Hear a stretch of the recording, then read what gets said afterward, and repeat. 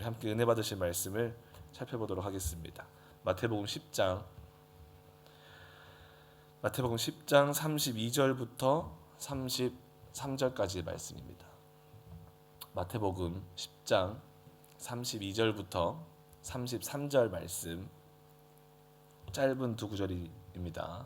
큰 목소리로 성경을 보시고 또 스크린을 보시고 큰 목소리로 하도록 하시겠습니다. 시작.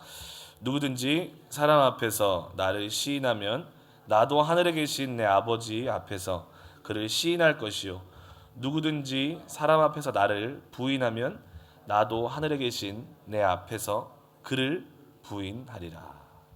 아멘. 오늘 이 허락된 말씀과 함께 예수님을 시인하는 삶이라는 제목으로 은혜를 나누도록 하겠습니다. 또 제목을 추가하자면 예수님을 시인하는 삶에 주어지는 축복이라는 제목으로도 은혜를 나눠보도록 하겠습니다.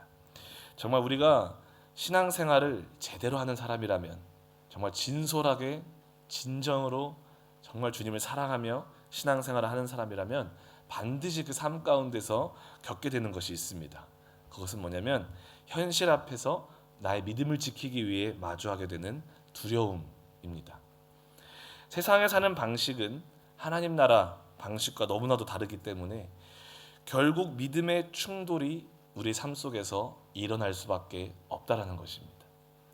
오히려 이런 믿음의 충돌이 내가 살아가고 있는 그런 하루하루의 삶, 나의 현실 앞에, 현실 안에 보여지지 않는다면 오히려 다시 한번 나는 바른 길로 가고 있는가, 나는 정말 하나님의 길로 가고 있는가 검증해 봐야 되는 요소를 우리들에게 제공합니다. 성경 열왕기서를 보게 되면 북이스라엘과 남유다 왕들이 계속해서 소개가 되어집니다. 그런데 재미난 것은 그냥 그들의 이름만 소개되어지는 것이 아니라 그 앞에 재미난 문구가 함께 따라서 온다라는 것입니다. 뭐냐면 누구누구 왕은 야훼 보시기에 정직하게 행하여 조상 다윗의 길로 행하여 살았고, 또 반면에 누구누구 왕은 여로보암의 길을 따라 그 이전의 왕들보다 더 악을 행하여 살았다라고 그런 소개들이 계속해서 반복적으로 왕들을 소개하는 그 앞에 붙어서 나온다라는 것입니다. 이것이 우리들에게 말해주는 것은 결국 우리의 삶은 항상 어떤 방향을 향해 어떠한 길을 따라서 살아간다라는 것입니다. 그 길과 방향이 세상의 길인지 하나님의 길인지의 문제인 것입니다. 확실한 것은 하나님의 길로, 그 사랑이 너무 감격해서 이제는 세상을 뒤로하고 하나님의 길로, 십자가의 길로 살기로 결정했다면 반드시 우리 삶에는 세상의 방법과의, 세상의 방식과의 충돌이 있고 도전이 있을 수밖에 없다는 것입니다. 그리고 그 가운데 우리 삶에는 그 충돌과 그 세상의 방식의 도전 가운데 두려움이 우리 안에 찾아올 수 있다는 것입니다. 결국 우리는 그 두 갈래 길 앞에 서는 순간들을 맞닥뜨리고 살아갈 텐데, 그럼에도 나는 그 두려움 속에서, 세상의 압박 속에서, 세상의 핍박 속에서 하나님을 시인하며 살아갈 것인가? 아니면 적당히 타협해서 내 삶에 가시적인 손해가 오지 않는 선에서 적당히 하나님께 한 발 담그고 적당히 세상에 발을 담그고 그렇게 살아갈 것인가? 우리는 결정하며 살아가야 되는 것입니다. 우리가 앞서 살펴보았던 구절들 나누기 전에 여러분들의 표정이 너무 진지하십니다. 이게 인트로가 너무 무거우셨나 봐요. 옆에 계신 분들을 서로 바라보시면서 이렇게 인사했으면 좋겠습니다. 사랑합니다. 한 분만 더 하시면 얼굴에 근육이 좀 풀어지실 것 같아요. 사랑하고 축복합니다. 흐름을 끊어서 죄송합니다. 설교를 하다가 제가 부담이 돼가지고 잠깐 멈춰서 서로 인사하는 시간을 좀 가졌습니다. 네. 해피엔딩이니까 기대하심으로 함께 하셨으면 좋겠습니다.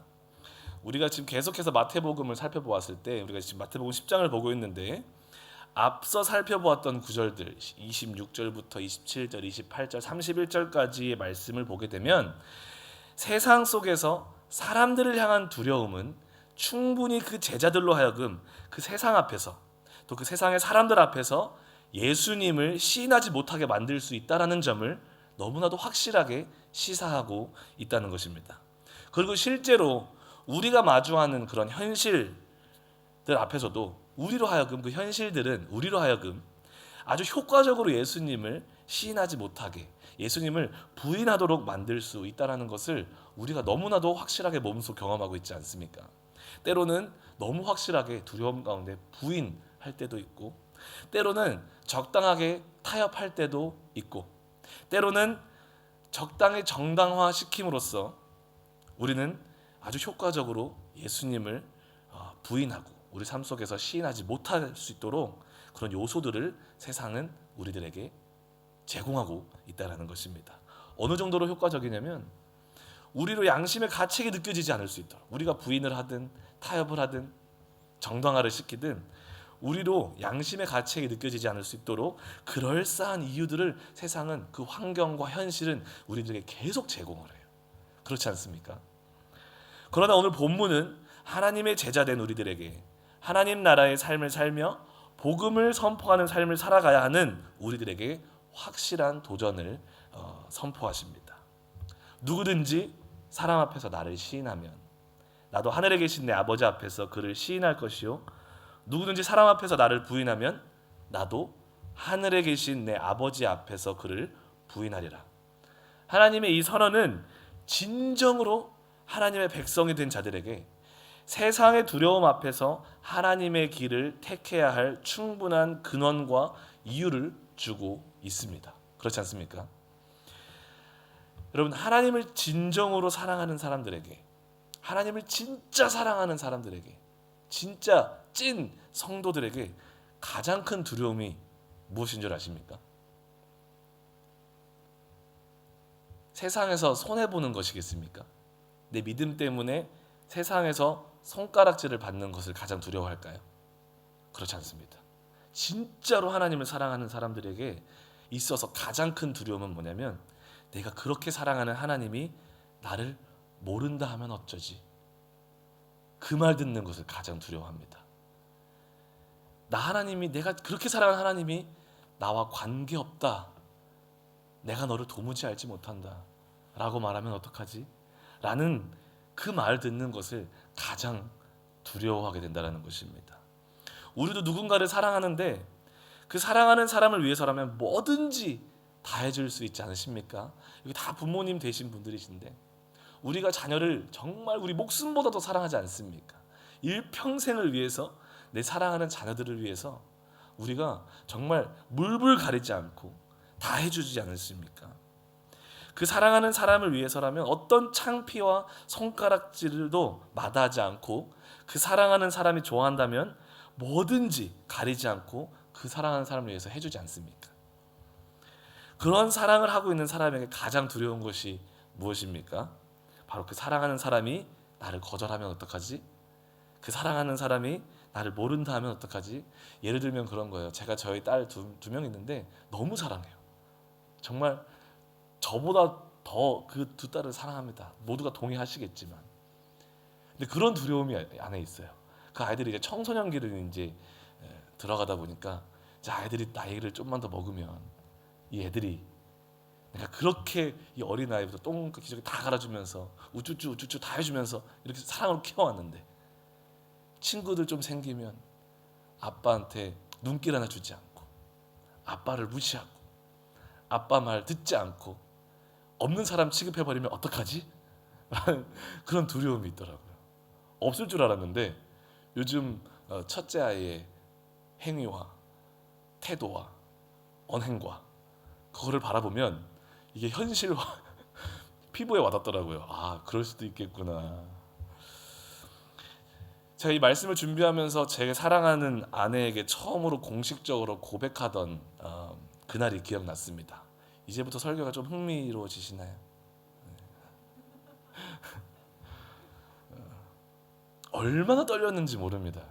처음으로 내 사랑하는 사람에게 고백하던 그때 한편으로는 이제 와 드디어 고백한다. 그리고 저는 고백했을 때 그냥 고백한 게 아니라 확실한 기도 응답과 함께 고백을 결정을 했었거든요. 그러다 보니까 그 이제 고백하러 가는 그 길이 얼마나 기대가 되고 얼마나 기쁘고 행복하던지 모르겠습니다. 그런데 또 한편에 그런 마음이 있었어요. 두려움이 또한 있었습니다. 만약 이 자매가 나를 거절하면 어떡하지?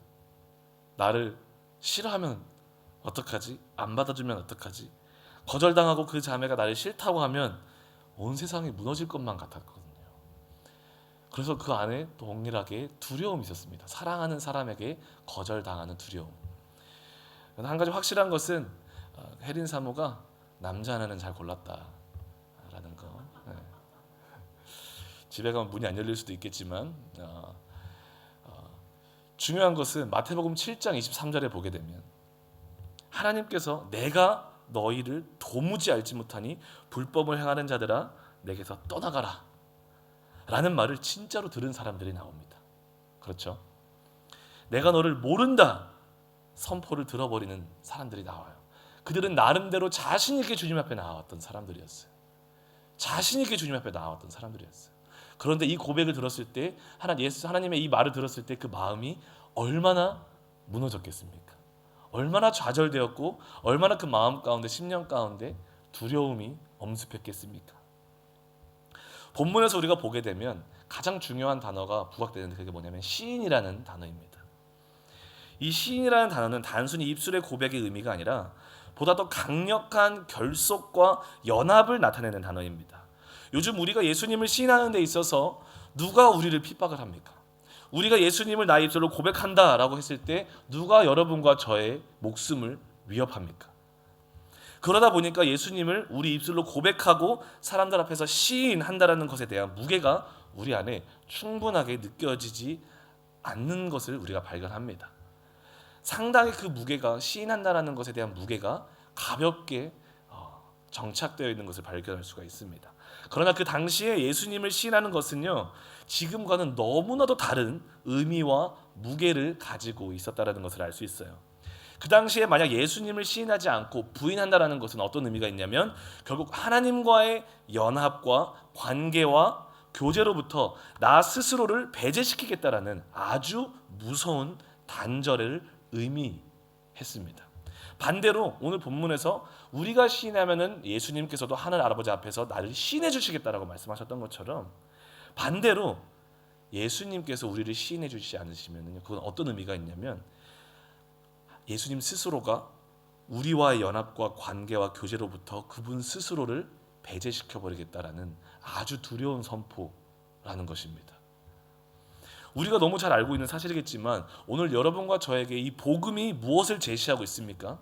공의와 사랑의 하나님 앞에서 인간의 운명은 결국 그 한 사람이 예수님과 어떤 관계를 가지고 있는가에 전적으로 달려 있다라는 것을 우리들에게 제시하고 있습니다. 결국 지금 본문에서 제자들은요, 그들이 몸담고 있었던 유대인들과 그 유대 문화와 상황 가운데 그들이 선호하는 연대를 선택하여 세상과 그리고 세상의 사람들과 연대를 추구할 것인지 아니면 하늘에 계신 내 하나님 앞에서 예수님과 연대를 추구할 것인지 피할 수 없는 선택의 순간 앞에 놓여져 있다는 것을 우리는 알 수 있는 것입니다. 그 순간에 진정으로 진짜로 예수님을 만난 제자들과 그리스도인들은요, 그 어떤 것보다도 견딜 수 없이 두려워했던 것이 바로 아까 말씀드렸던 그 사랑하는 그 영생의 주인 되신 예수님과의 단절이었습니다. 분리되는 것이었습니다. 그렇기 때문에 그들은 예수님을 시인함으로써 유대교에서의 출교는 물론이고 그 당시 로마 대제국의 핍박, 어떤 핍박이었습니까? 재산 몰수는 기본이었고 우리가 지금 너무 유명하게 알고 있는 콜로세움이라는 곳 아시죠? 그 콜로세움 지금은 관광지지만 그 당시에는 예수님을 시인하는 사람들, 예수님을 부인해라고 했을 때 부인하지 않고 그 믿음을 지킨 사람들을 그 안에 넣어놓고 수많은 관중들 앞에서 맹수를 풀어버립니다. 수많은 사람들 앞에서 예수님을 시인했던 사람들이 그 맹수에게 갈기갈기 찢겨 죽이는 장소였어요. 그런 핍박을 견뎠습니다. 이뿐 아니라 그 수많은 사람들이 둘러싸서 보고 있는 그 콜로세움 안에서 예수님을 시인했던 사람들을 모아놓습니다. 그럼 그곳에 누가 있겠습니까? 내 옆에 있는 사람들이 있었을 텐데, 믿음을 지킨 사람들이 있었을 텐데, 그들은 나의 성도들이었을 수도 있어요. 내가 그렇게 기도해주고 중보기도 해주고 헌신적으로 섬겨줬던 내 사랑하는 성도들이었을 수도 있고요, 가족이었을 수도 있고 친척들이었을 수도 있습니다. 그런데 어떤 행위를 시키냐면 그들을 그 많은 사람들 앞에서 빨가벗깁니다. 그리고 어떻게 하는 줄 아십니까? 그 많은 사람들 앞에서 성행위를 시키는 거예요. 여러분들이 그 자리에 있었으면 하실 수 있겠습니까? 사랑하는 성도였다니까요. 사랑하는 가족이고 친척이라니까요. 절대 할 수가 없죠. 차라리 죽는 것을 선택하게끔 만들어버리는 핍박, 차라리 혀를 깨물고 죽게 만드는, 차라리 맹수에게 찢겨 죽겠다라는 것을 선택하게 만들어버리는 그런 핍박 속에서 목숨을 내려놓을 각오를 하면서 그들은 예수님을 시인하였다라는 것입니다. 사랑하는 주님과의 단절을 용납할 수 없었기 때문에 그래요. 왜냐하면 그들이 가지고 있었던 그 믿음은, 그 사랑은, 그 고백은 진짜였기 때문에 그렇습니다. 그게 바로 사랑의 힘이죠. 저도 저의 아내와 자녀들을 너무 사랑하기 때문에 어떤 상황과 환경이 와도 저는 목숨을 내려놓을 준비가 되어 있습니다. 우리 모두가 그렇겠지만 여기서 중요한 것은 자신의 목숨을 포기하면서까지 예수님을 시인함으로써 예수님께 온전히 연합되기를 선택한 사람들은 예수님도 하늘에 계신 예수님의 아버지 하나님 앞에서 그분의 생명을 걸고 시인해 주시겠다라고 말씀하고 약속하고 있는 것입니다. 할렐루야. 이것처럼 우리가 받을 수 있는 큰 축복 중에 축복이 있을까요? 예수님이 우리 죄인된 우리들을 온 천지 만물의 주관자 되시고 생명과 사망의 주관자 되시는 영생의 주인 되시는 그 하나님 앞에서 시인해 주시는 것, 그것만큼 큰 축복을 우리가 받아 누릴 수 있을까요? 마치 하나님께 예수님이 이렇게 말하는 것 같아요. 아버지, 이 아들은, 이 딸은 저와 생명으로 온전히 연합된 아들, 딸입니다. 저와 하나입니다. 제가 그것을 시인합니다. 저와 함께 하나님 나라에서 영생을 누리게 하여 주시옵소서 라는 말씀을 해주시는 것 같아요. 우리가 마태복음 25장을 보게 되면 34절부터 37절에 보게 되면 마지막 날에 그 임금이 그 오른편에 모아둔 자들에게 말하는 장면이 나옵니다. 한 번쯤은 읽어보셨을 것입니다. 이렇게 말하죠. 내 아버지께 복 받을 자들이여 나와 창세로부터 너희를 위하여 예비된 나라를 상속받으라. 그 이유가 무엇입니까? 그들이 하나님 예비된 하나님 나라를 상속받을 수 있는 이유가 무엇입니까? 바로 35절부터 보게 되면 내가 줄일 때에 너희가 먹을 것을 주었고 목마를 때에 마시게 하였고 나그네 되었을 때에 영접하였고 헐벗었을 때에 옷을 입혔고 병들었을 때에 돌보았고 옥에 갇혔을 때에 와서 보았느니라 라고 말씀하십니다. 그들은 하루하루의 삶 속에서 순수하게 진정으로 예수 그리스도를 향한 사랑으로 이러한 삶을 선택하고 시인하며 살았던 것입니다. 매 순간순간 어떻게 하면, 지금 우리가 살아가고 있는 이 시대를 보면은, 또 우리 대한민국을 보면은 무엇으로 가득 차 있습니까? 욕심과 시기와 질투와 미움과 교만과, 그렇지 않습니까? 그런 상황 속에서도 이런 사람들은요, 어떻게 하면 그 순간순간 누구에게 예수님의 사랑을 전할 수 있을까? 내가 믿고 내가 시인하는 이 예수님의 사랑을 실천할 수 있을까? 전할 수 있을까? 성령님의 인도하심을 받아 사는 사람들이었다는 것입니다. 이 사람들이 이런 삶을 살 때 그냥 마냥 쉬웠겠습니까? 넉넉하니까 이렇게 나눠주고 찾아가지고 위로해주는, 자신의 시간을 드리는 삶을 살았겠습니까? 절대 그렇지 않았을 것입니다. 이런 삶을 살아보신 분들은 알아요. 이런 선행을 베풀어 보신 분들은 너무 잘 알 거예요. 이런 삶이 결코 쉽지 않다는 거. 특히 이렇게 바쁜 시대 가운데, 이렇게 물질적으로도 어려운 시대 가운데 내 물질을 누군가에게 나눠준다는 거, 내 시간을 할애해서 그 사람에게 다가간다는 거, 결코 쉬운 일이 아니라는 것을 우리가 너무나도 잘 알고 있습니다.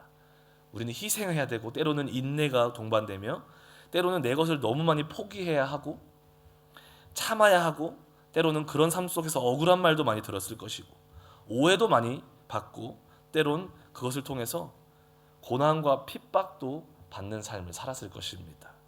그러나 이들은 포기하지 않고 예수님의 사랑을 시인하고 그 사랑으로 행하였던 사람들입니다. 그리고 그런 삶이 이들이 예수님과 확실하게 연합된 삶이다라는 것을 그 삶이 그 고백이 증명해 낸 것인 줄 믿습니다. 이런 자들에게 주님이 주시는 축복은 무엇입니까? 바로 예수님이 이들을 하나님 앞에서 시인해 주시는 것입니다. 이들을 위하여 예비된 하나님의 나라를 상속받게 해주는 것입니다. 사랑하는 성도 여러분, 오늘 우리 또한 매일매일 우리의 일상생활 속에서 이런 믿음의 선택의 순간들을 마주하고 살아가는 줄 믿습니다. 아멘. 우리가 맞닥뜨리는 우리 일상생활 가운데 세상과의 연대를 선택할 것인가?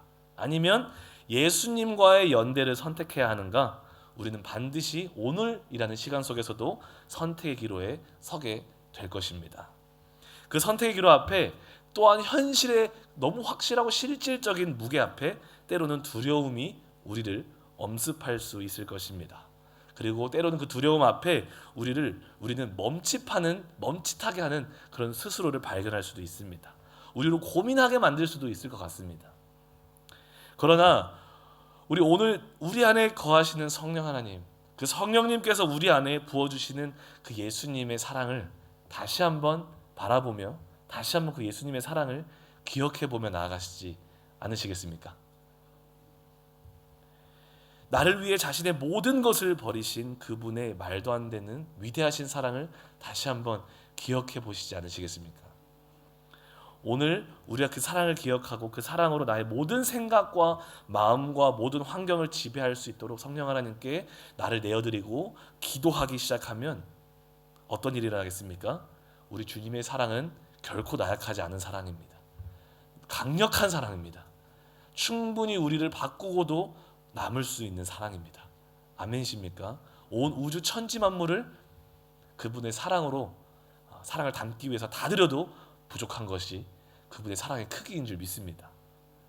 그 사랑이 우리를 지배한다면, 그 사랑이 나를 덮는다면 사람과 사람이 사랑을 해도 달을 따다 준대요. 할렐루야. 근데 그 하나님의 사랑이 우리에게 임한다면 어떠한 불가능도 우리에 대해 존재할 수 없음을 이 시간 믿음으로 선포하기를 원합니다. 어떠한 두려움도 낙심도 의심도 이기게 할 수 있을 줄 믿습니다. 그리고 넉넉히 우리 주 예수 그리스도를 당당히 세상의 중심 가운데에서 시인할 수 있는 믿음, 또한 실천할 수 있는 용기를 허락하실 줄 믿습니다. 사랑하는 성도 여러분, 우리 오늘 우리 삶 속에 믿음으로, 사랑으로, 우리의 언어로, 또 우리의 행동으로, 우리의 삶의 태도로, 우리의 생각으로, 우리의 선택으로 예수님을 세상 만방 앞에서 당당하게 시인하며 살기를 주님의 이름으로 축복합니다. 그럼 우리들에게 예수님께서 한 사람 한 사람을 기억하시면서 하나님 앞에서 이렇게 말씀해 주실 것 같아요. 아버지, 저기 사랑하는 아들 보시죠. 우리 사랑하는 저기 딸 보이시죠? 저렇게 시인하고 있습니다. 저렇게 믿음대로 살고 있습니다. 제가 인정할 테니까 우리 사랑하는 내 아들 딸에게 창세부터 예비된 영원한 나라, 하나님의 나라를 꼭 허락해 주십시오. 라는 그 주님의 음성이 오늘 우리 모두에게 선포되기를 주님의 이름으로 축복합니다. 기도하겠습니다.